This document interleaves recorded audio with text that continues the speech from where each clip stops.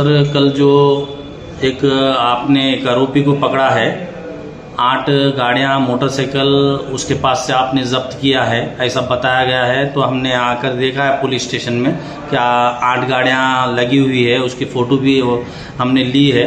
तो आपसे पूछना चाहते हैं कि ये जो चोरियां हो रहे हैं, हर तरफ घर फोड़ी, दुकान फोड़ी, फिर मोटरसाइकिल चोर, फिर मोबाइल भी कोई चुरा कर लेके चले जा रहा है, तो इसके बारे में क्या कहना चाहते हैं? क्योंकि आप पुलिस स्टेशन के पुलिस निरीक्षक के तौर पर है, तो बिरला सर छुट्टी पे होने की वजह से, तो इसके बारे में क्या कहना चाहते हैं? ये आरोपी कैसा मिला, कहाँ की गाड़ियां थे और आगे की कार्रवाई क्या करना चाहते हैं? तो मोटरसाइकिल चोर आरोपी नाम है बालाजी उर्फ सुनील मसे, वय 24 वर्ष, हा आपल्याच पोलीस स्टेशनच्या हद्दीतील सावडी या गावातील राहणारा आहे। आम्हाला बऱ्याच दिवसापासून मोटरसायकल चोरीबाबत या आरोपीविषयी माहिती मिळालेली होती की हा मोटरसायकल चोरी करतो। त्यावर आम्ही बऱ्याच वेळेस त्या गावामध्ये जाऊन त्याला पकडण्याचा प्रयत्न केला होता। 2 दिवसापूर्वी आम्हाला माहिती मिळालेली होती की तो गावात आलेला आहे। त्यावरून आम्ही आणि आमच्या पोलीस स्टाफ सापळा रचून त्याला ताब्यात घेतलं होतं। ज्यावेळेस त्याला ताब्यात घेतलं होतं त्यावेळेस आम्हाला त्याच्याकडून एक मोटरसायकल मिळालेली होती।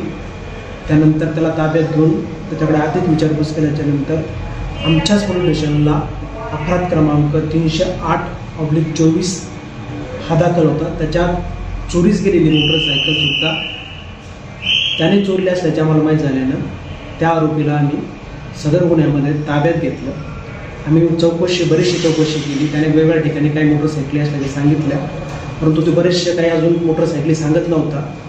त्यावरून आम्ही त्याच्याकडे अधिक मोटरसायकली त्याच्याकडून हस्तगत करण्याकरिता याबाबतची माहिती आम्ही गुन्हे शाखा LCB नांदेड यांना माहिती दिली।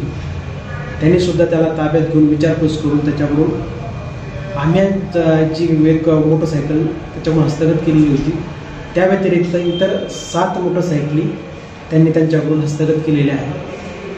त्या वेगवेगळ्या त्याच्या सांगण्याप्रमाणे सध्या त्यांनी आदिलाबाद जिल्ह्यातून चोरून आणल्याचे सांगत आहेत। तरी पण आम्ही त्या सर्व मोटरसायकलच्या चेसिस नंबर, इंजिन नंबर यावरून त्या मोटरसायकल कोणाच्या आहेत याबाबतची माहिती काढून त्या कुठे चोरीला गेलेल्या आहेत त्याची सविस्तर माहिती घेऊन पुढील तपास करत आहेत। सध्या आरोपी हा PCR मध्ये आहे।